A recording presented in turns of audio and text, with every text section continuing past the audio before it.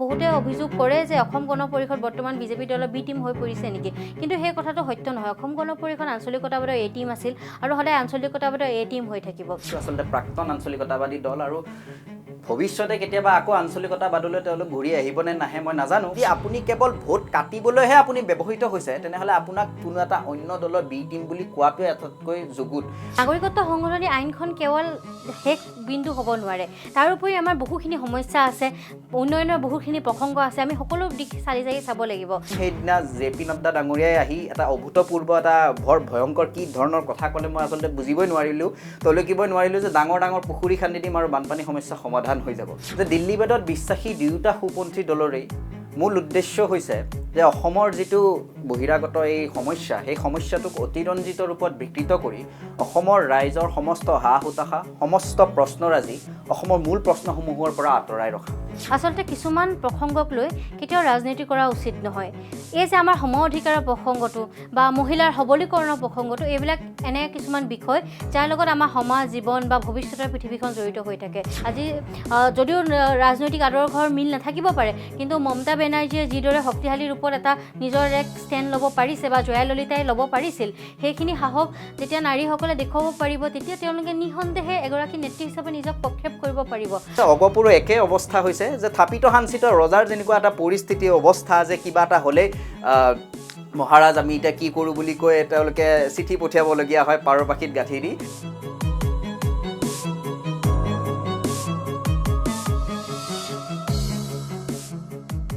নমস্কাৰ, স্বাগতম জনাইছোঁ স্পটলাইট নৰ্থ ইষ্টৰ এই বিশেষ অনুষ্ঠানলৈ। সন্মুখত নিৰ্বাচনক লৈ ইতিমধ্যেই ৰাজ্যত ব্যাপক নিৰ্বাচনী প্ৰচাৰ, ৰাজনৈতিক দলসমূহ প্ৰাৰ্থীসমূহৰ ব্যাপক তৎপৰতা। তাৰ মাজতো যেন ক'ৰবাত ৰাজ্যৰ ৰাজনৈতিক পৰিৱেশ ধুঁৱলি-কুঁৱলী। কথা পাতিম আমি। আমাৰ সৈতে আছে দুগৰাকী যুৱ প্ৰজন্মৰ প্ৰতিনিধি। আমাৰ সৈতে আছে কস্তুৰী চুতীয়া, অসম গণ পৰিষদৰ মুখপাত্ৰ, যুৱ নেত্ৰী। আমাৰ সৈতে আছে সুদৰ্শন কৌশিক শৰ্মা, নমস্কাৰ, ছাত্ৰ, কটন বিশ্ববিদ্যালয়ৰ সুতাৰ্কিক। মই প্ৰথমে আহিম কস্তুৰীৰ ওচৰলৈ। কস্তুৰী, প্ৰথমে কা আন্দোলনত উদ্দাত্ত ভাষণ, তাৰ পাছত অসম গণ পৰিষদত যোগদান, গোটেই প্ৰক্ৰিয়াটোৰ বিষয়ত কি ক'বা? আচলতে যি সময়ত ছাত্ৰ ছাত্ৰীসকলে কা আন্দোলন কৰি আছিল অসমৰ বিভিন্ন প্ৰান্তত, ছাত্ৰ ছাত্ৰীসকলে খুবেই নিস্বাৰ্থভাৱে সেই আন্দোলনত ভাগ লৈছিল। মই নাভাবোঁ যে ছাত্ৰসকলৰ কোনো ৰাজনৈতিক উদ্দেশ্য বা নিজস্ব কিবা ব্যক্তি স্বাৰ্থ আছিল, কাৰণ ছাত্ৰসকল খুব কোমলীয়া বয়সৰ হাজাৰ হাজাৰ ছাত্ৰ ছাত্ৰী ওলাই আহিছিল। পৰৱৰ্তী সময়ত পৰিৱেশ পৰিস্থিতি যথেষ্ট সলনি হ'ল। কেবৰ আন্দোলনৰ পৰা নাগৰিকত্ব সংশোধনী আইন হ'ল, গোটেই প্ৰক্ৰিয়াটো ন্যায়ালয়ৰ অধীনলৈ গ'ল। তাৰ পাছত আমি দেখিবলৈ পালোঁ নতুন নতুন ৰাজনৈতিক দল গঠন হ'ল, গোটেই পৰিৱেশটো, গোটেই পটভূমিটো সলনি হৈ পৰিল। তেনে সময়ত ব্যক্তিগতভাৱে মই জাতীয়তাবাদত আস্থা তেতিয়াও আছিল, এতিয়াও আছে, আৰু জাতীয়তাবাদত বিশ্বাসী এগৰাকী হিচাপে মই এটা বস্তু অনুভৱ কৰিলোঁ যে অসমত যদি জাতীয়তাবাদৰ ঘাই শিপা আছে, তেতিয়া এতিয়াও অসম গণ পৰিষদতে আছে। সেই কথা অন্তঃকৰণে অনুভৱ কৰাৰ পাছত মই অসম গণ পৰিষদত যোগদান কৰিলোঁ। আৰু যদিও নাগৰিকত্ব সংশোধনী আইনৰ বিষয়টো এতিয়া ন্যায়ালয়ৰ অধীনস্থ এক বিষয় হৈ পৰিল, তথাপি আমি আশা কৰোঁ যে অসম চুক্তিৰ 6 নম্বৰ দফাৰ ৰূপায়ণ যদি প্ৰকৃতাৰ্থত হ'ব পাৰে, তেতিয়া নিশ্চয় অসমীয়াৰ স্বাৰ্থ সুৰক্ষিত হ'ব। আৰু তাকে লৈ দলটোৰ নেতৃত্ব যথেষ্ট সৰব হোৱা বিভিন্ন সময়ত দেখিবলৈ পাইছোঁ। গতিকে আমি এতিয়াও আশাবাদী। কস্তুৰীৰ কা আন্দোলনৰ সেই সময়খিনিৰ কথা এনেকুৱা আছিল নেকি যে নিজৰ ৰাজনৈতিক ভৱিষ্যতটো সুৰক্ষিত কৰাৰ বাবেই ক'ৰবাত কা আন্দোলনত জঁপিয়াই পৰিছিল আৰু পৰৱৰ্তী সময়ত ৰাজনৈতিক দলত যোগদান কৰিছিল, এনেকুৱা কিবা অভিপ্ৰায় আছিল নেকি? নাই, সেইটো নাই, কাৰণ সেইটো হোৱাহেঁতেন তাৰ বহুত আগতে আমি সুযোগ পাইছিলোঁ, আমি আগতে যোগদান কৰিব পাৰিলোহেঁতেন। কাৰণ খুব কম বয়সৰ পৰা আমি সামাজিক বিভিন্ন অনুষ্ঠানৰ লগত জড়িত আছিলোঁ। আমাৰ নিজৰো তেনেধৰণৰ কিছু সামাজিক অনুষ্ঠান আছিল। আমি বিভিন্ন ঠাইত বিভিন্ন ধৰণৰ শিক্ষামূলক কেম্প আদি অনুষ্ঠিত কৰিছিলোঁ বা বিভিন্ন সময়ত জড়িত হৈ আছিলোঁ। আৰু আনকি অসম গণ পৰিষদতে পূৰ্বেও যোগদানৰ কথা কোৱা হৈছিল, বা বেলেগ ৰাজনৈতিক দলসমূহৰ প্ৰায়কেইটা ৰাজনৈতিক দলে আমাক যোগদানৰ কাৰণে সেইটো সময়ত যোগাযোগ কৰিছিল, কিন্তু নিজৰ দলীয় যিটো দৰ্শন বা আদৰ্শগত মিল থকাৰ বাবেহে অসম গণ পৰিষদ যোগদান কৰিলোঁ। নিশ্চয় আমি আকৌ পুনৰ আহিম অসম গণ পৰিষদ বা ৰাজ্যত আঞ্চলিক শক্তিৰ উত্থান পতনৰ বিষয়টোলৈ আমি কথা পাতিম। মই সুদৰ্শনৰ কাষলৈ আহিছোঁ। সুদৰ্শন, এগৰাকী যুৱ প্ৰজন্মৰ প্ৰতিনিধি হিচাপে তোমাৰ কি অনুভৱ হয়? নিৰ্বাচন কি হ'বলৈ গৈ আছে? বা নিৰ্বাচনক লৈ যিবোৰ বাতাবৰণ ৰাজ্যত সৃষ্টি হৈছে, যিবোৰ কথা বতৰা, তাত যুৱ প্ৰজন্মৰ প্ৰতিনিধি হিচাপে আপুনি সন্তুষ্টনে? পোনপ্ৰথমবাৰৰ বাবে হয়তো স্বাধীনোত্তৰ ভাৰতত মই ভাৰতৰ ৰাজনীতিৰ যিটো প্ৰেক্ষাপট, বিশেষকৈ এই বিধানসভা নিৰ্বাচনৰ ক্ষেত্ৰত মই খুব হতাশাগ্ৰস্ত হৈছোঁ।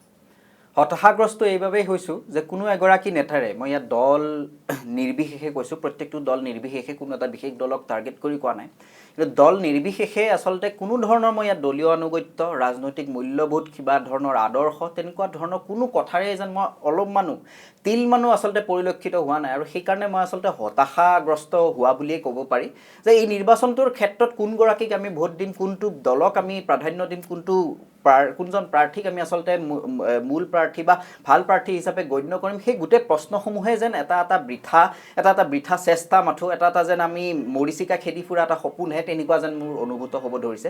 কিয়? কাৰণ আপুনি যদি লক্ষ্য কৰে 2021 চনৰ নিৰ্বাচনত এই যোৱা এটা মাহৰ পৰা এইজন প্ৰাৰ্থীয়ে তাতে গুচি গ'ল, আনকি নমিনেশ্যন বা আপোনাৰ মনোনয়ন পত্ৰ দাখিলৰ এদিন পূৰ্বেও, মনোনয়ন পত্ৰ গ্ৰহণৰ এদিন পূৰ্বেও বা গ্ৰহণ কৰি উঠাৰ পাছতো তেওঁ নিজৰ দলটো সলনি কৰি পেলাইছে। মানে সৰ্বাত্মকভাৱে কেৱল টিকেটখনৰ বাবে তেওঁলোক প্ৰত্যাশী, আৰু কেৱল টিকেটখনৰ কাৰণে তেওঁ ইমানভাৱেই যে ব্যক্তিকেন্দ্ৰিক স্বাৰ্থ ইমান আমি দেখি পাইছোঁ, তাৰ পাছত যে সামূহিকভাৱে তেওঁ এখন সমাজক প্ৰতিনিধিত্ব কৰিব পাৰিব, 5ৰ পৰা 10 লাখ পৰ্যন্ত মানুহক তেওঁ সংসদত গৈ তেওঁৰ মাতটো ফুটাই কথা ক'ব পাৰিব, মোৰ মনে নধৰে। আৰু সেইকাৰণে আচলতে এইবাৰৰ নিৰ্বাচনটোক লৈ মই খুব হতাশাগ্ৰস্ত, খুব বেছি মই আচলতে দুখ অনুভৱ কৰিছোঁ যুৱ প্ৰজন্মৰ প্ৰতিনিধি হিচাপে। কাৰণ ৰাজনীতিৰ প্ৰতি ইচ্ছুক হোৱাৰ পাছতো, ৰাজনীতিৰ প্ৰতি কিন্তু আগ্ৰহ থকাৰ পাছতো বহুতো এতিয়া যুৱ প্ৰজন্ম কিন্তু এইবোৰ কাৰণৰ কাৰণে ৰাজনীতিৰ প্ৰতি অনীহা এটা জন্ম হৈছে। ৰাজনৈতিক আদৰ্শৰ মৃত্যু, আদৰ্শৰ স্খলন, কস্তুৰী অসম গণ পৰিষদ দলতো দেখা গৈছে শেহতীয়াভাৱে। বৃন্দাবন গোস্বামীয়ে হওক, সত্যব্ৰত কলিতাই হওক বা লখিমপুৰৰ উৎপল দত্তই হওক বিশুদ্গাৰ প্ৰকাশ কৰিছে। সিদিনা সত্যব্ৰত কলিতাই উচুপি উঠি তেওঁ পদত্যাগ পত্ৰ প্ৰেৰণ কৰিলে। বৃন্দাবন গোস্বামীয়ে নিজৰ সমষ্টিত যিগৰাকীক প্ৰাৰ্থিত্ব দিছে অসম গণ পৰিষদে, তেওঁক কাৰ্যালয়ত সোমাবলৈ দিয়া নাই। গতিকে আঞ্চলিক দলটোত এই বাতাবৰণবোৰ, এই কথা বতৰাবিলাকে আঞ্চলিক দলটোৰ প্ৰতি জনমানসত যি ভাৱমূৰ্তি তাত নষ্ট কৰাত প্ৰভাৱ পেলাব বুলি ভাবানে? আচলতে নিৰ্বাচনৰ পূৰ্বে এনেধৰণৰ পৰিৱেশ পৰিস্থিতি খুবেই স্বাভাৱিক। এয়া প্ৰথমবাৰৰ কাৰণে নহয়। অসমৰ ৰাজনীতিত যদি আমি চাওঁ তেনেহ'লে পূৰ্বৰ পৰা এনেধৰণৰ ঘটনা হৈছে। 1985 চনত অসম গণ পৰিষদৰ জন্ম, 1991 চনত দলটো দুভাগ হ'ল। তাৰ পাছতো কিন্তু বৰ্তমানৰ নেতৃত্ব 2016ৰ পাছত আমি পৰৱৰ্তী সময়ত দেখিবলৈ পালোঁ। আচলতে যেতিয়াৰ পৰা অতুল বৰা ডাঙৰীয়া আৰু কেশৱ মহন্ত ডাঙৰীয়া নেতৃত্ব ল'লে, আচলতে দলৰ কাম কাজবোৰ পূৰ্বতকৈ অধিক শক্তিশালী হ'ল, বা নেতৃত্বৰ গুণৰ কাৰণে আচলতে পূৰ্বৰ দৰে বিদ্ৰোহ এতিয়া দলটোত নাই বুলিহে ক'ব পাৰি। সত্যব্ৰত কলিতা ডাঙৰীয়া যদিও অভিমান কৰি কিছু সময়ৰ কাৰণে তেখেতৰ লগত ভুল বুজাবুজি হৈছিল, তেখেত পুনৰ আমাৰ মাজলৈ উভতি আহিছে। তেখেতৰ যি পদত্যাগ পত্ৰ সেয়া দলে গ্ৰহণ কৰা নাছিল, আৰু বৰ্তমান সত্যব্ৰত কলিতা ডাঙৰীয়া আমাৰ লগত আছে। সেইদৰে প্ৰবীণ হাজৰিকা ডাঙৰীয়া, তেখেতৰ দৰে এজন শ্ৰদ্ধাৰ ব্যক্তি, তেখেতে কোনো ধৰণৰ বিদ্ৰোহ নকৰি দলটোক সহায় কৰিছে। আজি যদিও বৃন্দাবন গোস্বামী ডাঙৰীয়াৰ লগত কিছু মতান্তৰ হৈছিল খন্তেক, কিন্তু আমি এইটো কথাও মন কৰিব লাগিব যে পৃথ্বীৰাজ ৰাভা যি শ্ৰদ্ধাৰ বিষ্ণুপ্ৰসাদ ৰাভা ডাঙৰীয়াৰ যি সন্তান, গতিকে আমাৰ কাৰণে এইটো এটা শুভ কথা যে বিষ্ণুপ্ৰসাদ ৰাভাৰ সন্তানগৰাকী আৰু যি নিজেই খুব প্ৰতিভাৱান এজন শিল্পী, তেওঁ আমাৰ মাজলৈ আহিছে। আৰু আমি এইটো বস্তু মন কৰিবলগীয়া যে পৰৱৰ্তী সময়ত দলৰ মাজৰ যিখিনি আমাৰ ভুল বুজাবুজি সেইখিনি প্ৰায় আমাৰ খাম কাটিছে, আৰু সকলোৱে এতিয়া আহি থকা নিৰ্বাচনৰ বাবে মেৰ বান্ধি থিয় হৈছে। আৰু আচলতে যিবোৰ ৰাজনৈতিক দল তাত এনেধৰণৰ পৰিৱেশ পৰিস্থিতি দেখিবলৈ পোৱা যায়, খুবেই স্বাভাৱিক। কাৰণ টিকেটক লৈ সকলোৰে এটা আশা থাকে, প্ৰত্যাশা থাকে, কিন্তু মূল কথাটো হৈছে আদৰ্শগত যিখিনি আমাৰ বিষয়বস্তু বা দলটোৰ ভৱিষ্যতৰ কাৰণে কেতিয়াবা ব্যক্তিৰ স্বাৰ্থ ত্যাগ কৰি আমি দলৰ কাৰণে বা বৃহত্তৰ স্বাৰ্থ আগত লৈ জাতিটোৰ কাৰণে নিজৰ ত্যাগখিনি আমি স্বীকাৰ কৰিব লাগিব। আৰু আমাৰ দলত শেহতীয়াকৈ সেইটো দেখিবলৈ পোৱা গৈছে, যিটো আচলতে ধনাত্মক বুলিয়ে ভাবোঁ। ৰাজনৈতিক দল এটাত টিকট কেন্দ্ৰিক সংঘাত থকাটো স্বাভাৱিক, যিহেতু দলবিলাকৰ বহুত প্ৰাৰ্থিত্ব প্ৰত্যাশী থাকিব পাৰে, সকলোৰে মাজত বুজাবিলা কৰি এজনকহে প্ৰাৰ্থিত্ব দিয়া হ'ব। কিন্তু শেহতীয়াভাৱে অসমৰ ৰাজনীতিত যিবোৰ দেখিবলৈ পোৱা গৈছে, কালি যোন কংগ্ৰেছ আছিলে আজি তেওঁ বিজেপি, আজি যোন বিজেপি তেওঁ কাইলৈ কংগ্ৰেছ, কালি যোন অগপ আছিলে আজি তেওঁ AIUDF। গতিকে এই কথাবিলাকে যুৱ প্ৰজন্মৰ ৰাজনৈতিক যি সচেতনতা বা যুৱ প্ৰজন্মৰ যি মানসিকতা তাত নিশ্চয় প্ৰভাৱ পেলাব। সেইটো কথা হয়। আচলতে দলীয় যেতিয়া আদৰ্শ বা দৰ্শনৰ পৰা আকৰ্ষিত হৈ এজন মানুহ এটা দললৈ যায়, তেতিয়া সেইটো এটা অধিক গ্ৰহণীয় কথা হয়, গ্ৰহণযোগ্য কথা হয়। যেনে জাতীয়তাবাদত থকা ব্যক্তি এজন জাতীয়তাবাদী দল এটালৈ আহিলে, সেই কথাটো আমি অধিক সহজভাৱে গ্ৰহণ কৰি ল'ব পাৰোঁ। কিন্তু কিছু সময়ত দেখিবলৈ পোৱা গৈছে যে কেৱল নিৰ্বাচন কেন্দ্ৰিক এটা প্ৰক্ৰিয়াৰ বাবে হয়তো কিছু লোক ইটো দলৰ পৰা সিটো দললৈ ঢাপলি মেলিছে। অৱশ্যে দলসমূহৰ নেতৃত্বয়ো এনে ব্যক্তিতকৈ যিসকল লোকে দলৰ বাবে নিৰন্তৰে কাম কৰি আছে তেনে মানুহক অধিক গুৰুত্ব দিয়ে প্ৰায়বিলাক সময়তে। বাকী নিৰ্বাচন কেন্দ্ৰিক পৰিৱেশত এটা জিকাৰ এটা কাৰণে বা ক্ষমতা দখলৰ কাৰণে কিছু হয়তো বুজা পৰা কৰিবলগীয়া হয়। সুদৰ্শন, দেখা গৈছে এই নিৰ্বাচনটোত দলসমূহে কোনো বিশেষ ইছ্যুক প্ৰাধান্য দিয়া নাই বা ইছ্যু একোটা লৈ পেলাই জনসাধাৰণৰ ওচৰলৈ যোৱা নাই। তাৰ পৰিৱৰ্তে দেখা গৈছে প্ৰত্যেকৰে মুখত, কাৰোবাৰ মুখত যদি আজমল, কাৰোবাৰ মুখত মোগল সভ্যতাৰ কথা, কাৰোবাৰ মুখত নাগপুৰীয়া সংস্কৃতিৰ কথা, মুঠৰ ওপৰত জাতীয় সমস্যা বা যিবোৰ সমস্যা আছে ৰাইজৰ, সেই সমস্যাবিলাকক কোনেও গুৰুত্ব দিয়া নাই যেন অনুভৱ হৈছে। গতিকে এগৰাকী যুৱ প্ৰজন্মৰ প্ৰতিনিধি হিচাপে নিশ্চিতভাৱে তুমিও নিবিচৰা যে এনেকুৱা এটা পৰিৱেশ হওক, কোনোবাই হিন্দু মুছলমান কৈ আজমল কৈ নিৰ্বাচনত জয়ী হওক। সেই দলসমূহলৈ বা সেই দলৰ নেতৃবৃন্দলৈ কি আহ্বান থাকিব বা গোটেই প্ৰক্ৰিয়াটোৰ বিষয়ত, গোটেই পৰিৱেশটোৰ বিষয়ত তোমাৰ মতামত কি হ'ব? আচলতে পৰাগ কুমাৰ দাসৰ মই এগৰাকী অনুগামী, তেওঁৰ অনুসৰণ কৰোঁ। তেওঁৰ যি জাতীয়তাবাদী চিন্তাধাৰা, সেই জাতীয়তাবাদী চিন্তাধাৰা আছিল আচলতে প্ৰকৃত জাতীয়তাবাদী চিন্তাধাৰা।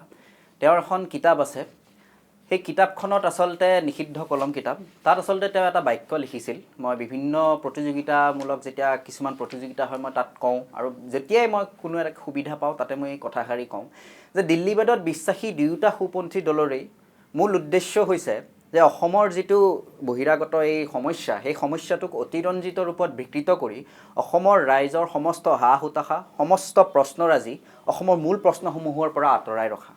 আজিৰ তাৰিখত যদি আপুনি মোক প্ৰশ্ন কৰে যে জাতীয়তাবাদ বেছি ভাল নে ৰাষ্ট্ৰীয়তাবাদ বেছি ভাল, মই প্ৰথমতে ক'ম যে পেটৰ ভাতমুঠি যেতিয়ালৈকে আপোনাৰ পেটত নপৰে তেতিয়ালৈকে আপোনাৰ চিন্তাটোও নাহে জাতীয়তাবাদ ভাল নে ৰাষ্ট্ৰীয়তাবাদ ভাল। আমাৰ যিখিনি মৌলিক সমস্যা, সেই মৌলিক সমস্যাখিনি আজিলৈকে সমাধান হোৱা নাই। আপুনি যদি অসমৰ ক্ষেত্ৰত আপুনি আলোচনা কৰে তেনেহ'লে আপুনি দেখিব যে বানপানীৰ যিটো সমস্যা, সেইটো এতিয়াৰ সমস্যা নহয়, স্বাধীনতা পোৱাৰ আগৰ পৰা সমস্যা। কিন্তু সেই সমস্যাটো এতিয়ালৈকে কোনো এটা দলে প্ৰধানকৈ তেওঁলোকে লৈ সাৰুগত কৰি সেই সমস্যাটো সমাধানৰ কোনো ধৰণৰ একো অংগীকাৰ পৰ্যন্ত লোৱা নাই। এইবাৰ কৈছে বিজেপি আৰু 5 বছৰ দিয়ক, আমি বানপানীটো ঠিক কৰি দিম। সেইদিনা জে.পি. নাড্ডা ডাঙৰীয়াই আহি এটা অভূতপূৰ্ব এটা ভয়ংকৰ কি ধৰণৰ কথা ক'লে মই আচলতে বুজিবই নোৱাৰিলোঁ, তলকিবই নোৱাৰিলোঁ যে ডাঙৰ পুখুৰী খান্দি দিম আৰু বানপানী সমস্যা সমাধান হৈ যাব। ইমান যদি সৰু সমস্যা হ'লহেঁতেন তেতিয়াহ'লে অসমৰ মানুহখিনি প্ৰত্যেক বছৰে ক্ষতিগ্ৰস্ত হোৱাৰ কোনো প্ৰয়োজনেই নাছিল।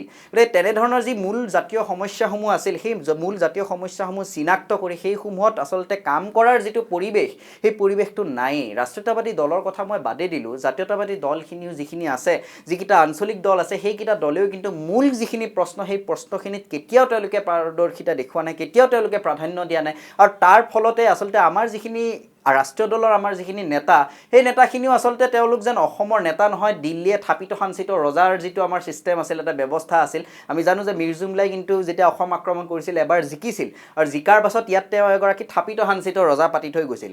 এতিয়াৰ যিখিনি ৰাষ্ট্ৰীয়তাবাদী দলৰ নেতাকৰ্মী, আৰু কস্তুৰীবাই বেয়া পালেও ক'ম যে অগপুৰো একে অৱস্থা হৈছে, যে থাপিত সাঞ্চিত ৰজাৰ যেনেকুৱা এটা পৰিস্থিতি অৱস্থা, যে কিবা এটা হ'লেই মহাৰাজ আমি এতিয়া কি কৰোঁ বুলি কৈ তেওঁলোকে চিঠি পঠিয়াবলগীয়া হয় পাৰৰ পাখিত গাঁঠি দি। গতিকে তেনেকুৱা এটা পৰিস্থিতি হৈছে যে এইটো সমষ্টিত আমি অমুকক খেলাম বুলি ভাবিছোঁ, আপুনি কি কয় ছাৰ।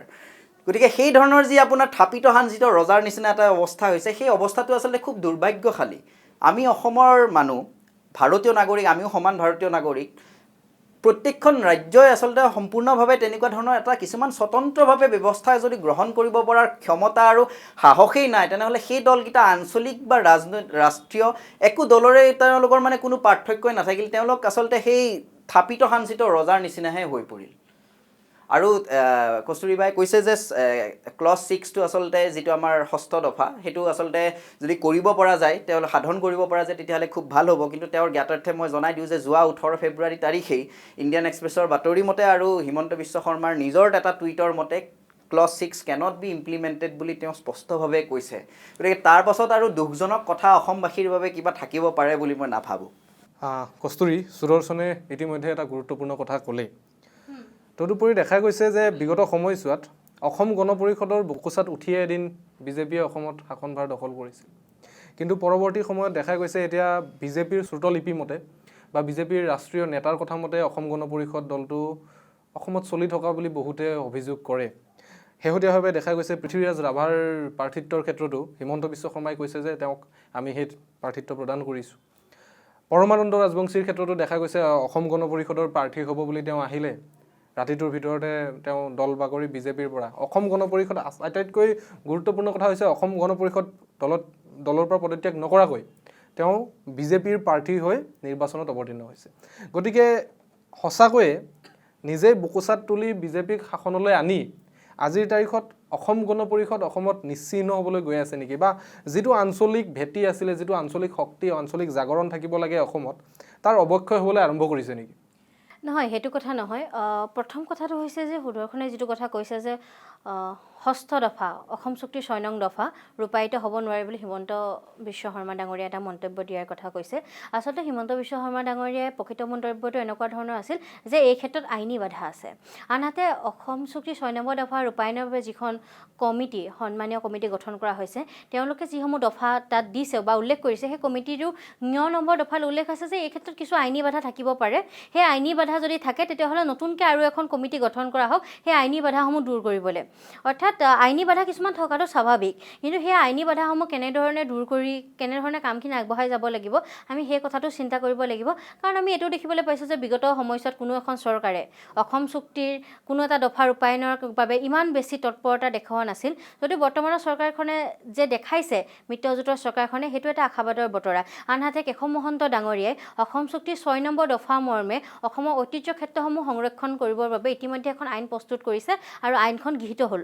গতিকে সেইটো এটা আমাৰ দলৰ বাবে গৌৰৱৰ বিষয়। আনহাতে এইটো কথা বহুতে অভিযোগ কৰে যে অসম গণ পৰিষদ বৰ্তমান বিজেপি দলৰ বি টিম হৈ পৰিছে নেকি? কিন্তু সেই কথাটো সত্য নহয়। অসম গণ পৰিষদ আঞ্চলিকতাবাদৰ এ টিম আছিল আৰু সদায় আঞ্চলিকতাবাদৰ এ টিম হৈ থাকিব। মিত্ৰ দল হোৱা হিচাপে বহু ক্ষেত্ৰত কিছু বুজাপৰাৰ মাজেৰে দল দুটা আগবাঢ়িব লগা হয়, কাৰণ সন্মুখত নিৰ্বাচন আছে। গতিকে সমাগত নিৰ্বাচনৰ অংকৰ বাবে বিভিন্ন সময়ত দল দুটাৰ মাজত কিবা কিবি বুজাপৰা থাকিব পাৰে। কিন্তু মূল কথাটো হৈছে যে অসম গণ পৰিষদৰ ভেটি এতিয়াও শক্তিশালী হৈ আছে আৰু সেইবাবে 2016 চনত 24টাকৈ আসনত পোনপটীয়াকৈ প্ৰতিদ্বন্দ্বিতা কৰা অসম গণ পৰিষদে এবাৰ 26টাকৈ আসনত পোনপটীয়াকৈ প্ৰতিদ্বন্দ্বিতা কৰিছে। আৰু বিগত সময়ছোৱাত যেতিয়া জাতীয় ঐক্য সমাৰোহ হৈ আছিল তেতিয়া দেখিবলৈ পোৱা গৈছিল যে হাজাৰ হাজাৰ মানুহ অসম গণ পৰিষদৰ সভালৈ আহিছে। তেওঁলোকে এতিয়াও জাতীয়তাবাদত আস্থা প্ৰকাশ কৰে আৰু আমি এতিয়াও আশা কৰোঁ যে ভৱিষ্যতে জাতীয়তাবাদ অধিক সবল হ'ব। আগৰ ভৱিষ্যতৰ যিখিনি দিন আহি আছে সেই দিনবোৰ জাতীয়তাবাদ আৰু অধিক শক্তিশালী হৈ উঠাটো আমি কামনা কৰোঁ। সুদৰ্শন, তৎপৰতা দেখুৱাইছে মিত্ৰজোঁটৰ চৰকাৰে অসম চুক্তিৰ 6 নং দফা ৰূপায়ণৰ ক্ষেত্ৰত তৎপৰতা দেখুৱাইছে। কেৱল তৎপৰতা দেখুৱাতে সীমাবদ্ধ থাকিব নে প্ৰকৃতাৰ্থত অসম চুক্তিৰ 6 নং দফা ৰূপায়ণ কৰিব?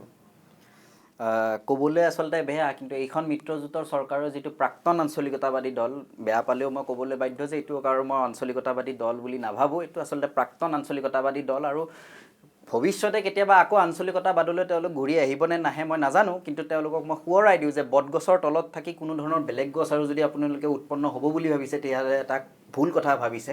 তাৰ পৰিৱৰ্তে যদি আমি কথাটো আলোচনা কৰোঁ যে 6 নং দফা পূৰণৰ কাৰণে কি ব্যৱস্থা গ্ৰহণ কৰা হৈছে, তৎপৰতা দেখুৱাইছে, এইটোতো 35 বছৰ ধৰি চলি আহিছে। অসম চুক্তি ৰূপায়ণ কৰিম বুলি এটা দপ্তৰে আছে, সেই দপ্তৰটোৰে মিত্ৰজোঁটৰ এগৰাকী প্ৰভাৱশালী মন্ত্ৰী হিমন্ত বিশ্ব ডাঙৰীয়া, তেওঁ আগৰ যিখন চৰকাৰ যেতিয়া তেওঁ কংগ্ৰেছৰ দিনত আছিল তেতিয়াও তেওঁ অসম চুক্তি ৰূপায়ণ বিভাগৰে মন্ত্ৰী আছিল। গতিকে তেওঁ আহি আকৌ এতিয়া বিজেপিত কিবা এটা এনেকুৱা নতুন বস্তু হৈ গ'ল যে তেওঁ নতুনকৈ অসমীয়া প্ৰীতি তেওঁৰ জাগি উঠিল আৰু তেওঁৰ 6 নং দফাৰ পৰা আদি কৰি অসম চুক্তি ৰূপায়ণ কৰাৰ কথা যদি তেওঁলোকে উনুকিয়াইছে তেনেহ'লে মই তেওঁলোকক জনাই দিওঁ যে 6 নং দফাৰ আগতে এই যিটো 5ম দফাৰ আধাৰিত NRC যিটো কৰিবলৈ বিজেপি প্ৰস্তুত নাছিল আৰু আনকি বাৰে বাৰে সুপ্ৰিম কোৰ্ট অফ ইণ্ডিয়াই ভাৰতৰ উচ্চতম ন্যায়ালয়ে কৈ আছিল যে আমাক চৰকাৰে সহযোগ আগবঢ়োৱা নাই, আৰু তাৰ পাছত যেতিয়া এখন ওলাল সেইখনো এখন শুদ্ধ নহয়, অশুদ্ধ দলিল আমি আৰু এবাৰ কৰিম, তেনেকুৱা জাতীয় কথা কোৱাৰ পাছত কেৱল কা আন্দোলনটো প্ৰশমন কৰিবৰ বাবে 6 নং দফা আমি ইমপ্লিমেণ্ট কৰিম বুলি কৈ তাৰ পাছত যেতিয়া আকৌ এখন আপোনাৰ সেই উচ্চস্তৰীয় কমিটিখন তেওঁলোকে নিজেই গঠন কৰি দিয়া, অন্য কোনোবাই বোলে গঠন কৰি দিছে তেতিয়াও বেলেগ কথা, গঠন কৰি দিয়া কমিটিখনে তাৰ পাছত যিখিনি আপোনাক পৰামৰ্শ দিলে সেইখিনি পৰামৰ্শ আৰু এতিয়া আপুনি আইনী বাধাৰ বাবে আমি কোনো ধৰণে ইমপ্লিমেণ্ট কৰিব নোৱাৰিম, তেনেকুৱা ধৰণৰ কথাৰে এয়া যে কেৱল ভেলকিবাজি আৰু নিৰ্বাচনী টোপ, সেয়া বুজিবলৈ এগৰাকী সামান্য বুদ্ধিমস্ক ব্যক্তিৰ, বুদ্ধিনিষ্ঠতা থকা ব্যক্তি এগৰাকীৰ বাবে বুজিবলৈ অকণো দেৰি নালাগে। কিন্তু মূল প্ৰশ্নটোৱে হৈছে, মূল সমস্যাটোৱে হৈছে ভাৰতৰ মানুহৰ ক্ষেত্ৰত যে এতিয়াও ইলেকশ্যন কমিশ্যন অফ ইণ্ডিয়াই ভাৰতীয় মানুহে আমি সকলো নাগৰিকে যে ভোট দিব লাগে, ভোট দিয়াটো যে এটা অধিকাৰ, সেইটো যে আমি অধিকাৰটো পালন কৰিব লাগে নিস্বাৰ্থভাৱে, সেই কথাও সকলোকে জনাবলৈ দায়বদ্ধতাৰে কাম কৰি যাবলগীয়া হৈছে। অৰ্থাৎ আমাৰ যিখিনি ভোটাৰ্ছ, সেই ভোটাৰ্ছখিনিৰ মেচিউৰিটি আৰু বেছি বৃদ্ধি হ'ব লাগিব, তেওঁলোক আৰু বেছি পৰিপক্ক হ'ব লাগিব, তেহে এই মূল সমস্যাসমূহৰ ক্ষেত্ৰতো ভোটাৰে বিচাৰ কৰিব পাৰিব। কাৰণ যদি আপুনি চায় তেতিয়াহ'লে আজিৰ তাৰিখত কিন্তু সূতা কম্বলৰ ৰাজনীতি চলিয়ে আছে। সূতা কম্বল নিদি তাৰ পৰিৱৰ্তে কিজানি 800 টকা এটা দিয়া হৈছে, কিন্তু সেই ধৰণৰ ৰাজনীতি এতিয়াও চলি আছে। আপোনাৰ তুষ্টিকৰণৰ নিৰ্বাচনৰ আগদিনা তুষ্টিকৰণৰ যি ৰাজনীতি, এয়া আপোনাৰ কলেজ লেভেলৰ পৰা আপুনি আৰম্ভ কৰি একেবাৰে বিধানসভাৰ নিৰ্বাচনৰ লোকসভাৰ নিৰ্বাচনলৈকে আপুনি সেই এতিয়া ৰাজনীতি এতিয়া পৰ্যন্ত চলি আছে। গতিকে তেনে এক প্ৰেক্ষাপটত ইমান ডাঙৰ ডাঙৰ যিখিনি ইছ্যু, সেই ডাঙৰ ডাঙৰ ইছ্যুখিনি সদায় এটা বৌদ্ধিক আলোচনাৰ মাজতে সীমিত হৈ ৰৈ যায় আৰু সাধাৰণ জনগণৰ তাত প্ৰতিনিধিত্ব নাহে। কা আন্দোলনৰ সময়ত আটাইতকৈ বেছি ভাল সময় আছিল অসমৰ মূল সমস্যাসমূহক নেতৃস্থানীয় ব্যক্তিসকলে মূল সমস্যাসমূহক আচলতে আগুৱাই লৈ গৈ আমি সেই সমস্যাসমূহ সমাধানৰ বাবে আমি দায়বদ্ধ কৰিব পাৰিলোহেঁতেন। মই কেতিয়াও নকওঁ যে অসমৰ বাবে এইখন চৰকাৰে আটাইতকৈ উত্তম বা সেইখন চৰকাৰে আটাইতকৈ বেয়া। মোৰ প্ৰশ্নসমূহ হৈছে আপুনি ৰাষ্ট্ৰীয় দলৰে ব্যক্তি হওক বা আঞ্চলিক দলৰে ব্যক্তি হওক, আপুনি যাৰেই প্ৰতিনিধি নহওক কিয়, আপুনি পোনপ্ৰথমে অসমৰ উন্নয়নখিনি কৰক, অসমৰ সম্পদসমূহৰ কাৰণে ৰক্ষণাবেক্ষণৰ কাৰণে আপোনালোকে কামখিনি কৰক। মিত্ৰজোঁটৰ চৰকাৰ আছে। মই পোনপটীয়াকৈ প্ৰশ্ন কৰিব খুজিছোঁ যে অসমত আটাইতকৈ বাহ উপযোগী ঠাই হ'ল অসম, পৃথিৱীৰ ভিতৰত বাহ উৎপন্নৰ বাবে আটাইতকৈ উপযোগী ঠাই হ'ল অসম, কিন্তু তাৰ পাছতো আজিৰ তাৰিখলৈকে দুটাকৈ কাগজ কলৰ কৰ্মচাৰীসকলে দৰমহা পোৱাটো বাদেই সেই দুটা মৃত্যুপ্ৰায় হ'বলৈ ধৰিছে। তেওঁলোকক গোটাই দিব খোজা হৈছে এই দুগৰাকী বিশেষ ব্যক্তিক, যি দুগৰাকী বিশেষ বণিক ব্যক্তিক সমগ্ৰ দেশখনে আচলতে গতাই দিয়াৰ এটা যেন পয়োভৰ ঘটিছে। গতিকে তাৰ ফলত সেই যিখিনি সম্পদৰ লাভ অসমবাসীয়ে পাব লাগিছিল, মূলতঃ সেই অসমবাসীয়ে পাবলগীয়া লাভখিনি, সেই ভাৰতবাসীয়ে পাবলগীয়া লাভখিনি কিন্তু দুগৰাকী মূল ব্যক্তিয়ে আচলতে গোটেই লাভখিনি গ্ৰহণ কৰিব। গতিকে তেনেধৰণৰ সমস্যাসমূহত, তেনেধৰণৰ ইছ্যুসমূহত অগপৰ কি ষ্টেণ্ড আছে, তেওঁলোকৰ কি ধৰণৰনো তেওঁলোকে ষ্টেণ্ড এটা লৈছে, মইতো কোনো ধৰণৰ ষ্টেণ্ড দেখাই নাই। গতিকে তেনে প্ৰশ্নত আচলতে আমি এই আঞ্চলিক দল আছেনে নাই, ৰাজনৈতিক দল আছেনে নাই, কোনোবা ৰাষ্ট্ৰীয় দলৰ প্ৰাৰ্থী নে কোনোবা আঞ্চলিক দলৰে প্ৰাৰ্থী, ৰাতিৰ ভিতৰত তেওঁ এখন খেলত থাকি আন এখনৰ পিছত সেইখন বেলেগ নাও এখন গুচি যায়, যেন IPLৰ নিলাম চলি আছে যে আজিৰ তাৰিখত এগৰাকী খেলুৱৈ ছানৰাইজাৰ্ছ হায়দৰাবাদত আছে আৰু দ্বিতীয়টো বছৰত তেওঁ মুম্বাই ইণ্ডিয়ানছত গৈছে। কিন্তু তেনেতে মই এটা কথা কৈ দিওঁ যে IPL বা তেনেকুৱা ধৰণৰ খেলসমূহত আচলতে অৰ্থ সৰ্বস্ব খেল বুলি কোৱা হয়, কিন্তু তাৰ পাছতো যদি এগৰাকী খেলুৱৈয়ে ছানৰাইজাৰ্ছ হায়দৰাবাদত থাকি পিছৰ বছৰ মুম্বাই ইণ্ডিয়ানছত যায়, তেওঁৰ কিন্তু দলীয় আনুগত্য সম্পূৰ্ণ থাকে।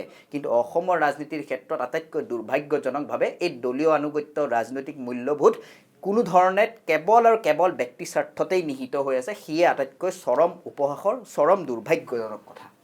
কস্তুৰী, বীৰেন্দ্ৰ প্ৰসাদ বৈশ্যই ৰাজ্যসভাত ক'লে যে কা বেয়া, অসমীয়াত ভাষণ দি তেওঁ ক'লে, পিছত কাৰ সপক্ষত তেওঁ ভোট দিলে। পৰৱৰ্তী সময়ত দেখা গৈছে যেতিয়াই বিজেপিৰ হিমন্ত বিশ্ব শৰ্মাই হওক বা বিজেপিৰ ৰাষ্ট্ৰীয় নেতাই হওক অসম চুক্তিক অপমান কৰি কথা কৈছে, অসম আন্দোলনৰ শ্বহীদক অপমান কৰি কথা কৈছে, NRCৰ বিৰুদ্ধে কথা কৈছে, প্ৰতিটো ক্ষেত্ৰতে জাতীয় আৱেগ অনুভূতিত আঘাত সানিব পৰা কথা কৈছে। এটা প্ৰতিবাদৰ এটা শব্দও অসম গণ পৰিষদৰ নেতৃত্বৰ ফালৰ পৰা যোৱা নাই।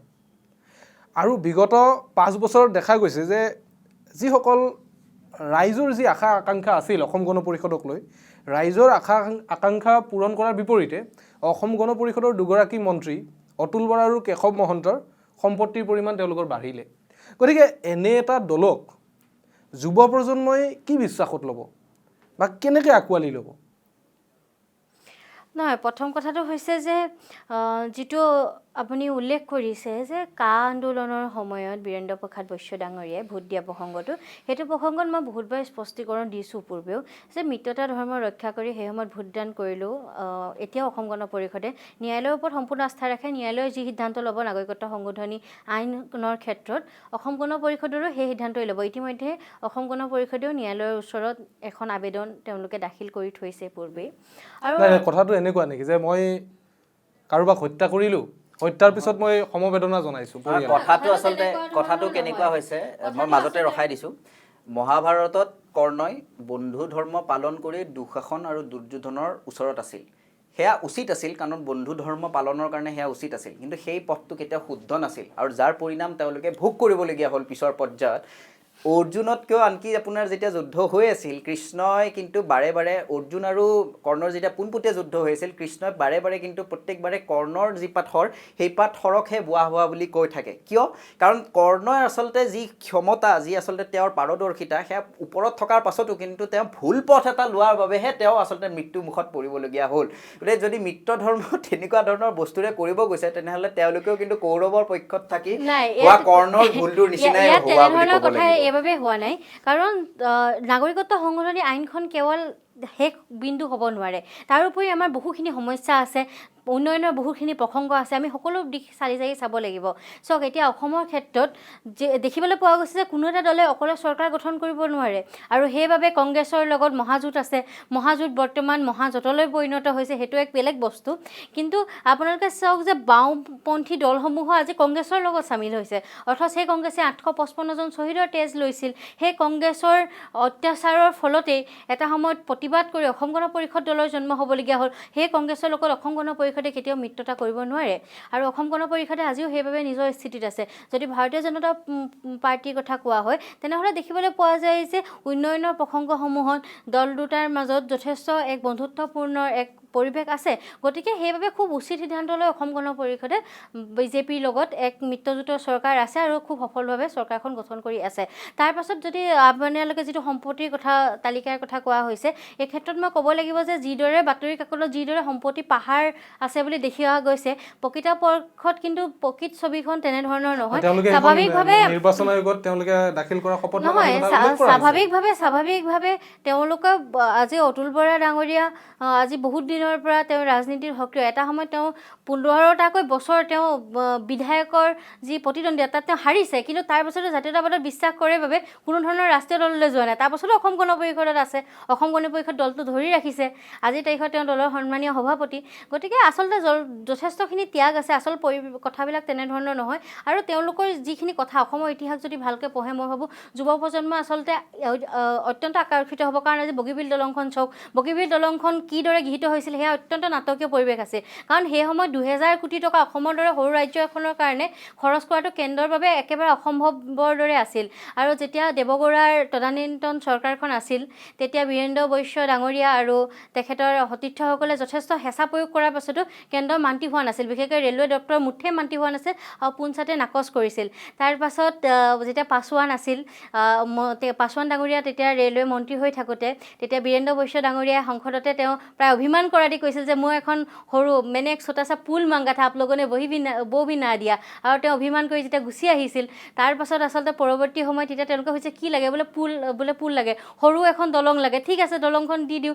এতিয়া বাজেটত এতিয়া দলংখনৰ কাৰণে ধাৰ্যই কৰা হোৱা নাছিল গতিকে কাগজ এখনত লিখি পাঠ কৰি দিলে পাঠ কৰি দিয়াৰ পাছতহে গম পাইছে 2000 কোটি টকীয়া এটা প্ৰকল্প ইমান এটা খৰচ কৰিবলৈ ধন ৰাখি নাই কেনেধৰণৰ এক নাটকীয় পৰিৱেশৰ মাজতে আচলতে অসমৰ উন্নয়নৰ ঘটনাবোৰ আহি আছে তাৰ পাছতো 22টা বছৰ পাছত আজি বগীবিল দলংখন হ'লগৈ গতিকে অসমৰ উন্নয়নৰ প্ৰসংগবিলাক ইমান সহজ নহয় যদিও আমি কৈ থাকোঁ কাৰ্যত আচলতে যথেষ্ট জটিলতা আছে আজি বঙাইগাঁও ইনমেছ প্ৰকল্পটো নৰেন্দ্ৰ মোদী ডাঙৰীয়াই কৰিম বুলি কৈছে আমি যথেষ্ট সন্তোষ প্ৰকাশ কৰিছোঁ কাৰণ অসমত যিসমূহ তৈল ক্ষেত্ৰ আছে আজি যদিও অসমৰ তেলৰ লৈ আমি গৌৰৱ কৰোঁ 60%ৰ পৰা 70% তেল বহিৰা ৰাজ্যত উৎপাদন হয় আৰু অসমৰ আহি তেল শোধনাগাৰকেইটাত শোধিত হয় অৰ্থাৎ আজি অসমৰ নিজে চলাবলৈ অসমক যিমান তেলৰ প্ৰয়োজন সিমান তেল অসমত উৎপাদন নহয় অসমে তেল আমদানি কৰি আছে বাহিৰৰ পৰা তেনে পৰিৱেশত আচলতে আমাৰ নিজৰ উদ্যোগীকৰণৰ অধিক বিকাশ হ'ব লাগিব গতিকে মিত্ৰজোঁটৰ চৰকাৰখনে এনেবিলাক প্ৰসংগত যে কথাখিনি উপস্থাপন কৰিছে সেই কথা ক্ষেত্ৰত মই কিন্তু সন্তোষ প্ৰকাশ কৰিছোঁ অসমৰ তৈলখণ্ড ৰাজ্য চৰকাৰে বা কেন্দ্ৰ চৰকাৰে বহিৰাগত পুঁজিপতি বনিয়াক গতাব বিচৰা হৈছে অসমৰ সম্পদ বনিয়াক গতাবলৈ চৰকাৰে বিচাৰিছে আৰু সেই সময়ত জাতীয়তাবাদী যিটো দল অসম গণ পৰিষদে এটা প্ৰতিবাদ কৰিব পৰা নাই চৰকাৰে বঙাইগাঁও ইনমেক্স প্ৰকল্পৰ দৰে প্ৰকল্প বনাই অসমৰ তৈল ক্ষেত্ৰতো বিকাশ সাধন কৰিবতো বিচাৰিছে মই যিটো ক'লোঁ যে তৈল ক্ষেত্ৰ উৎপাদনৰ ক্ষেত্ৰত আমি এইখিনি বস্তু চাব লাগিব যে অসমৰ আজি যিমান তেলৰ প্ৰয়োজন তাৰ 60 পৰা 70% বাহিৰৰ পৰা আমদানি কৰিব লগা হয় তেনেধৰণৰ পৰিৱেশত আচলতে আমাক আৰু অধিক উৎপাদন লাগে আমাক তাৰ যাতে আমি সঠিকভাৱে বহনক্ষম এক ব্যৱহাৰ কৰিব পাৰোঁ তেনে এক পৰিৱেশৰ সূচনা হ'ব লাগে গতিকে উদ্যোগীকৰণৰ বিকাশ হ'ব লাগিব আৰু মই আশাবাদী যে মিত্ৰজোঁটৰ চৰকাৰখনে ভৱিষ্যতে উদ্যোগীকৰণৰ ক্ষেত্ৰত আৰু আৰু কাম কৰিব আৰু অসমৰ ৰাইজে পুনৰবাৰ মিত্ৰজোঁটৰ চৰকাৰ এখনক যদি ক্ষমতাত অধিষ্ঠিত কৰায় আমি আশাবাদী যে ভৱিষ্যতে অধিক কাম হ'ব আৰু অসমীয়া ৰাইজৰ স্বাৰ্থ সিদ্ধি হ'ব। মই সুদৰ্শনৰ কাষলৈ আহিছোঁ। সুদৰ্শন, নিৰ্বাচনৰ প্ৰাকক্ষণত অসম জাতীয় পৰিষদ আৰু ৰাইজৰ দলক লৈ ৰাইজৰ খুব বেছি আশা আকাংক্ষা আছিলে, কিন্তু পৰৱৰ্তী সময়ত দেখা গৈছে নতুনকৈ গঠন হোৱা দল দুটাৰ পৰাই এতিয়া নেতাবিলাকৰ মানে দল এৰাৰ যিটো প্ৰৱণতা, এইটো দলৰ পৰাই তেওঁলোক সিটো দললৈ গৈছে, প্ৰাৰ্থিত্ব পোৱা নাই কাৰণে নিৰ্দলীয় হিচাপে প্ৰতিদ্বন্দ্বিতা কৰিছে। দল দুটাত এক প্ৰকাৰ অৰাজকতা যেন দেখা পোৱা গৈছে। গতিকে এই দল দুয়োটাই, নতুনকৈ গঠন হোৱা এই দল দুয়োটাই ৰাইজৰ সেই যি আশা আকাংক্ষা আছিলে তাক প্ৰতিনিধিত্ব কৰাত ক'ৰবাত ব্যৰ্থ হ'ল নেকি, বা তেওঁলোকে সেইখিনিক আগুৱাই নিব পৰা নাই নেকি, বা তথাকথিত যিখিনি সমালোচনা হৈ আছে যে তেওঁলোকে বিজেপিয়ে কয় তেওঁলোক কংগ্ৰেছ মহাজোঁটৰ বি টিম হিচাপে কাম কৰিছে, কংগ্ৰেছে কয় তেওঁলোকে বিজেপিৰ বি টিম হৈ কাম কৰিছে, গতিকে তেনেকুৱা কিবা এটা হৈ আছে নেকি অসম জাতীয় পৰিষদ আৰু ৰাইজৰ দলৰ লগত, তেনেকুৱা কিবা লাগে নেকি? আচলতে আপুনি কথাটো চালে আপুনি দুটা ধৰণে চাব লাগিব। এটা আপোনাৰ থাকিব আদৰ্শগত যিটো আপোনাৰ স্থিতি, আৰু দ্বিতীয়টো হ'ল আপোনাৰ নিৰ্বাচনগত যিটো স্থিতি। নিৰ্বাচনত আচলতে আপোনাৰ কোনো স্থায়ী শত্ৰু নহয়, কোনো স্থায়ী মিত্ৰ নহয়। গতিকে আপুনি সময়ৰ পৰিপাকত পৰি যিকোনো ব্যক্তিৰ সৈতে যিকোনো দলৰ সৈতে মিত্ৰতা কৰিবলগীয়া হ'ব পাৰে। সেয়া ক্ষমতাৰ যুঁজ, সেই ক্ষমতাৰ যুঁজত সকলো ব্যক্তিয়ে সকলো দলে তেনেকুৱা ধৰণৰ কৰ্ম কৰিবলৈ তেওঁলোক বাধ্য। কিন্তু কথা হৈছে যিটো আদৰ্শগত স্থিতি, সেই আদৰ্শগত স্থিতিটো কিন্তু কোনো ধৰণে লংঘন হ'ব নোৱাৰে। আৰু আদৰ্শগত স্থিতিটো তেতিয়াহে লংঘন নহ'ব যেতিয়া সেই দলটোত থকা ব্যক্তিসমূহ নিস্বাৰ্থভাৱে সেই দলটোৰ যি দলীয় আদৰ্শ, সেই দলীয় আদৰ্শত সমৰ্পণ ভাৱেৰে তেওঁলোকে বিশ্বাসী হ'ব।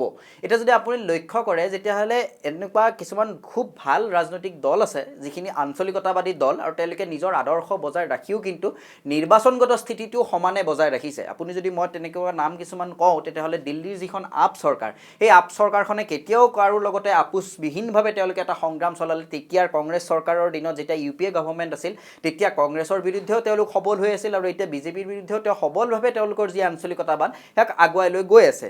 দ্বিতীয়তে যদি আপুনি লক্ষ্য কৰে তেতিয়াহ'লে উৰিষ্যাৰ যিখন চৰকাৰ, নবীন পাটনায়কৰ যিখন চৰকাৰ, সেই নবীন পাটনায়কেও কিন্তু তেওঁলোকৰ যিটো দল, সেই দলটোৱে কিন্তু ধুনীয়াকৈ তেওঁলোকৰ যিটো আঞ্চলিকতাবাদী চিন্তাধাৰা, যি আঞ্চলিকতাবাদী তেওঁলোকৰ স্থিতি, সেই স্থিতিটো কিন্তু অলংঘনীয় হিচাপে ৰাখিছে। আপুনি যদি তামিলনাডুত লক্ষ্য কৰে তেতিয়াহ'লে AIADMK, যদি মোৰ ভুল হোৱা নাই, AIADMK বিজেপিৰ সৈতে চামিল হৈ আছে, কিন্তু তেওঁলোকৰ যিটো আদৰ্শগত স্থিতি, তেওঁলোকৰ যিটো আঞ্চলিকতাবাদী চিন্তাধাৰা, সেইটো কোনো ধৰণে হ্ৰাস হোৱা নাই। কোনো ধৰণৰ তাতে গৈ JP নাড্ডা ডাঙৰীয়াই হওক বা অমিত শ্বাহ ডাঙৰীয়া গৈয়ে হওক, কোনেও কিন্তু ক'ব পৰা নাই আৰু বেছি শ্বহীদহে হ'ব। কাৰণ আটাইতকৈ প্ৰথমতে যিটো ভাৰতৰ ক্ষেত্ৰত আন্দোলন হৈছিল স্বাধীনতাৰ পাছত, সেয়া ভাষাক লৈ হৈছিল, আৰু তেতিয়া পত্ৰী শ্ৰীৰামলৈ কৰি 56 দিন অনশন কৰি তেওঁ মৃত্যুমুখত পৰিছিল। তাৰ পাছতো গৈ কিন্তু তাত কোনেও ক'বলৈ সাহস কৰা নাই যে তোমালোকে আন্দোলন কৰি কি পালা, আন্দোলন আকৌ কৰিলে তোমালোক কেৱল শ্বহীদহে হ'বা। এই ধৰণৰ যিখিনি কুঠাৰাঘাত, সেই কুঠাৰাঘাতখিনি কিন্তু অন্য ৰাজ্যত কোনো এটা ৰাষ্ট্ৰীয় দলে কৰিবলৈ সমৰ্থ হোৱা নাই। কিন্তু অসমৰ ক্ষেত্ৰত আঞ্চলিকতাবাদী দলসমূহৰ যি সুবিধাবাদী চৰিত্ৰ এটা আছে, সেই সুবিধাবাদী চৰিত্ৰটোৰ বাবে আচলতে আমাক প্ৰত্যেকবাৰে তেওঁলোকে পদপিষ্ট কৰিবলৈ সমৰ্থবান হৈ আহিছে।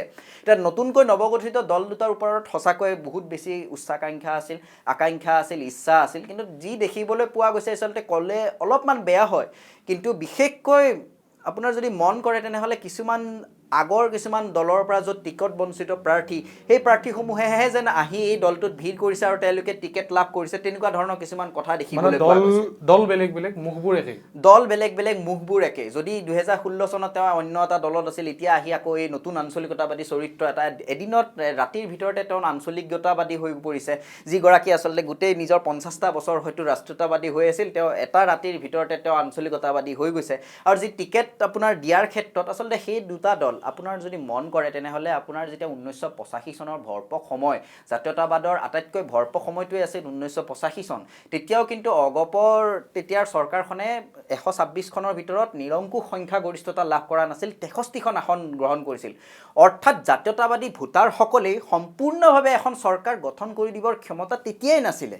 গতিকে এতিয়াৰ পৰ্যায়ত এটা আঞ্চলিক দল অলৰেডি আছেই, প্ৰাক্তন বুলি ক'লেও সেইটো নামত আঞ্চলিকতাবাদী দল অগপ হিচাপে আছেই।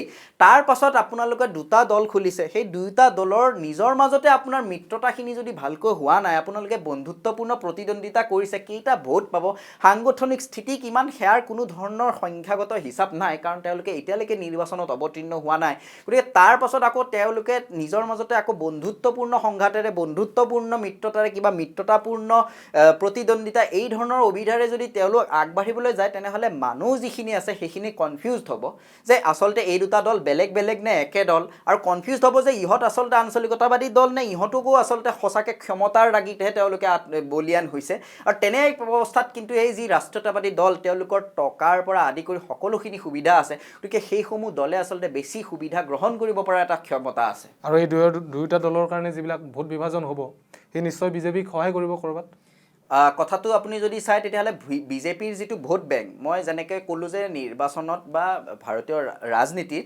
কোনো আপোনাৰ স্থায়ী শত্ৰু নহয় কোনো আপোনাৰ স্থায়ী মিত্ৰ নহয় ঠিক তেনেদৰে কোনো ভোটাৰে স্থায়ী ভোটাৰ নহয় কোনো ভোটাৰে অস্থায়ী ভোটাৰ নহয় আজিৰ তাৰিখত যদি কোনোবা এগৰাকী ভোটাৰে AGPত ভোট দি আছে তেওঁ যদি দেখে যে তেওঁ কাম কৰা নাই দেখোন তেতিয়াহ'লে আগৰ নিৰ্বাচনটোত কিন্তু পিছৰ নিৰ্বাচনটোত তেওঁ কিন্তু আকৌ বিজেপিকো ভোট দিব পাৰে কংগ্ৰেছকো দিব পাৰে গতিকে সেইসমূহ কথা লক্ষ্য ৰাখি যদি আপুনি লক্ষ্য কৰে এনেকুৱা বহুত সমষ্টি আছে মই সেইদিনা দা হিন্দুৰ আৰ্টিকেল কেইটামান পঢ়ি আছিলোঁ যে অসমত এনেকুৱা আচলতে বহুতকেইটা যোৱাবাৰ 26টা নে কিমান সমষ্টি আছিল য'ত ভোটৰ বিভাজন কেৱল AYDF আৰু কংগ্ৰেছ বেলেগ বেলেগ হোৱাৰ কাৰণেহে পোৱা নাছিল ভালেই হৈছে বাৰু মই AYDFক এনেও সমৰ্থন নকৰোঁ তেওঁলোকে আকৌ চৰকাৰত আহিলে আচলতে সেইটো এটা বেয়া কথাহে হ'ল হয় কাৰণ সাম্প্ৰদায়িক ৰাজনীতি সি হিন্দু সাম্প্ৰদায়িকতাবাদেই হওক বা মুছলমান সাম্প্ৰদায়িকতাবাদেই হওক দুয়োটা সাম্প্ৰদায়িকতাৰে মই ঘোৰ বিৰোধী কথাটো হ'ল যে এই ধৰণৰ এতিয়া যিটো অৱস্থা হৈছে তেতিয়াহ'লে যদি আপুনি কেৱল ভোট কাটিবলৈহে আপুনি ব্যৱহৃত হৈছে তেনেহ'লে আপোনাক কোনো এটা অন্য দলৰ বি টিম বুলি কোৱাটোৱে আটাইতকৈ যুগুত গতিকে তেওঁলোকে নিজৰ যি আদৰ্শগত স্থিতি আৰু নিৰ্বাচনী যি পৰিপক্কতা সেই পৰিপক্কতা অক্ষুণ্ণ ৰাখি তেওঁলোকে এনেকুৱা ধৰণৰ ৰণনীতি প্ৰস্তুত কৰিব লাগিব আৰু যিহেতু এবছৰো হোৱা নাই দুয়োটা দলৰে মানে দলটো গঠন হোৱাৰে এবছৰ হোৱা নাই গতিকে তেওঁলোকে আচলতে খুব উচ্চাভিলাষী হৈ সকলোতে আমি প্ৰাৰ্থী দি সকলোতে আমি জিকিম এই ধৰণৰ মনোবাঞ্ছা আচলতে মনত পুহি নাৰাখি দিল্লীৰ আপ চৰকাৰ নবীন পটনায়কৰ চৰকাৰ আপোনাৰ মমতা বেনাৰ্জীৰ তৃণমূল কংগ্ৰেছৰ চৰকাৰ যি তৃণমূল কংগ্ৰেছে আজি না কংগ্ৰেছৰ লগত আছে কংগ্ৰেছৰ লগত সেইফালে লেফ্ট আছে যি লেফ্টে 35 বছৰ কাল বেংগল বা বংগ শাসন কৰিছিল সেই লেফ্ট আৰু কংগ্ৰেছৰ এটা মহাজোঁট আছে তাৰ পাছত এইফালে বিজেপিৰ আকৌ এটা জোট বন্ধন আছে তাৰ পাছতো কিন্তু অকল আঞ্চলিকতাবাদী দল হিচাপে অকলেই যি থিয় দিব পৰা ক্ষমতা দেখাইছে খেলা হবে বুলি ক'ব পাৰিছে সেই আচলতে শক্তিটো মই ভাবোঁ সেই শক্তিটো অসম জাতীয় পৰিষদৰো আহক মই ভাবোঁ সেই শক্তিটো ৰাইজৰ দলৰো থাকক আৰু মই ভাবোঁ সেই যি শক্তি এটা কালত অসম গণ পৰিষদৰ আছিল সেই শক্তি পুনৰ ঘূৰাই আহক কাৰণ তেওঁলোকে এইবাৰৰ যিটো নিৰ্বাচনত অৱতীৰ্ণ হৈছে দুখজনকভাৱে 24ৰ ঠাইত 26খন আসন দিছে কিন্তু মই আচলতে হাঁহি উঠে কথাটো যে বিজেপিয়ে এইবাৰ কৈছে মিত্ৰজোঁটে 100খন আসন পাব অৰ্থাৎ 26খন আসন তেওঁলোকে নাপায় বুলি কৈছে 26খন আসন AGPক দিছে এতিয়া লাষ্টত গৈ যদি এনেকুৱা হয় যে এখন আসন বিজেপিয়ে ঠিকে পালে কিন্তু এই 26খন আসন একেবাৰে হাৰা যাত সম্ভাৱনা কোনো অকণমানো আছিল তাত সেই কিজানি তেওঁলোকক প্ৰাৰ্থীসমূহ দিলে নেকি গতিকে সেই কথাটো আচলতে নহওক অসম গণ পৰিষদৰ যি আগৰ স্থিতি যি আগৰ গৰিমা তেওঁলোকৰ যি কোনো আপোচবিহীনভাৱে তেওঁলোকে যি চলি থকাৰ তেওঁলোকৰ ৰণকৌশল আপোচবিহীন তেওঁলোকৰ যি নেতৃত্ব আছিল সেয়া ঘূৰি আহক মই সেই ঘূৰি অহাৰ আচলতে সম্ভাৱনাটোৰ বাবেই তেওঁলোকক আগ্ৰহ প্ৰকাশ কৰিছোঁ কাৰণ আঞ্চলিকতা যেতিয়ালৈকে অসম থাকিব যেতিয়ালৈকে ব্ৰহ্মপুত্ৰ বৈ থাকিব তেতিয়ালৈকে কিন্তু আঞ্চলিকতাবাদ অসমৰ মানুহৰ শিৰাই শিৰাই বৈ থাকিব আমি শেষ কৰিম শেষত কস্তুৰী আমি সততে মহিলা সবলীকৰণৰ কথা কওঁ মহিলাৰ সম অধিকাৰৰ প্ৰশ্নৰ কথা কওঁ মহিলাৰ বাবে আসন সংৰক্ষণৰ কথা কওঁ কিন্তু অসম বিধানসভাৰ যদি আমি 52 চনৰ পৰাই গোটেই প্ৰক্ৰিয়াটো চাওঁ খুব মুষ্টিমেয় সংখ্যক মহিলা প্ৰতিনিধি অসম বিধানসভালৈ আহিছে চলিত যিটো নিৰ্বাচন তাতো দেখা গৈছে ৰাজনৈতিক দলসমূহে যি প্ৰাৰ্থিত্ব প্ৰদান কৰিছে খুব দুই এগৰাকী মহিলা প্ৰাৰ্থীকে তেওঁলোকে প্ৰাৰ্থিত্ব প্ৰদান কৰিছে অসম গণ পৰিষদে এগৰাকী মহিলাক প্ৰাৰ্থিত্ব প্ৰদান কৰিছে গতিকে মহিলাক কিয় আগবাঢ়ি আহিব পৰা নাই মহিলাসকল বা ৰাজ্যৰ ৰাজনীতিত মহিলাৰ অংশগ্ৰহণ কেনে হোৱা উচিত বা মহিলা ভোটাৰসকলে কি ধৰণে ৰাজনীতিত অংশগ্ৰহণ কৰা উচিত কি আহ্বান থাকিব হয় আচলতে কিছুমান প্ৰসংগক লৈ কেতিয়াও ৰাজনীতি কৰা উচিত নহয় এই যে আমাৰ সম অধিকাৰৰ প্ৰসংগটো বা মহিলাৰ সবলীকৰণৰ প্ৰসংগটো এইবিলাক এনে কিছুমান বিষয় যাৰ লগত আমাৰ সমাজ জীৱন বা ভৱিষ্যতৰ পৃথিৱীখন জড়িত হৈ থাকে গতিকে কেৱল ৰাজনৈতিক দৃষ্টিকোণৰ পৰা আমি এনেবিলাক বিষয় চাব নোৱাৰোঁ যদি ভাৰতবৰ্ষৰ ক্ষেত্ৰত চোৱা যায় স্বাধীনোত্তৰ কালতো ভাৰতবৰ্ষৰ মহিলা নেত্ৰী আছিল তেতিয়াও সৰোজনী নাইডুৰ দৰে মহিলা নেত্ৰী আছিল বিজয়লক্ষ্মী পণ্ডিত আছিল কিন্তু ভাৰতবৰ্ষৰ সেই সময়ত লাখ লাখ মহিলাই নিজৰ মৌলিক অধিকাৰ কি সেয়াও জনা নাছিল তেওঁলোকে পিন্ধিবলৈ এখন ভাল কাপোৰ পোৱা নাছিল গতিকে তাৰ তুলনাত সেই কেইগৰাকীমান আঙুলি মূৰত লিখিব পৰা মহিলা নেত্ৰী যদিও তেওঁলোক অত্যন্ত সবল গতিকে সংখ্যাৰ ক্ষেত্ৰত বিভাজনটো মন কৰক আজিৰ তাৰিখতো অসমৰ ক্ষেত্ৰতে হওক বা ভাৰতবৰ্ষৰ ক্ষেত্ৰতে হওক মহিলা ভোটাৰসকলৰ চৰকাৰ গঠন কৰাত চৰকাৰ এখন চলাই নিয়াত আটাইতকৈ বেছি অৱদান থাকে আৰু সেইবাবে মহিলাসকলৰ বাবে সদায় আঁচনিসমূহ হওক বা তেওঁলোকক বিভিন্ন ধৰণৰ সুবিধাসমূহ দিবলৈ চেষ্টা কৰা হয় অসমৰ ক্ষেত্ৰতো তেনেধৰণৰ এক পৰিৱেশ আছে কিন্তু তাৰ পাছতো দুৰ্ভাগ্যজনকভাৱে দেখিবলৈ পোৱা যায় যে নেতৃত্ব ল'বলৈ নাৰীসকল কমকৈ আগবাঢ়ি আহে এই ক্ষেত্ৰত কেৱল সমাজ ব্যৱস্থাটোক বা আমাৰ যিটো ইতিহাস তাৰ সেই ইতিহাসকে দুখ দি থাকিলে নহ'ব এইটো এটা খুব জটিল প্ৰক্ৰিয়া যে আমাৰ সমাজ ব্যৱস্থাৰো তাত দুখ আছে আমাৰ যিদৰে আমাক পালন পোষণ কৰা হয় তাৰো যথেষ্টখিনি কথা আছে আমাৰ শিক্ষা ব্যৱস্থাটোৰ প্ৰভাৱ আছে তাৰোপৰি নাৰীৰ বিৰুদ্ধে যি অপৰাধ প্ৰৱণতা এনেবিলাক ঘটনাৰ প্ৰভাৱ আছে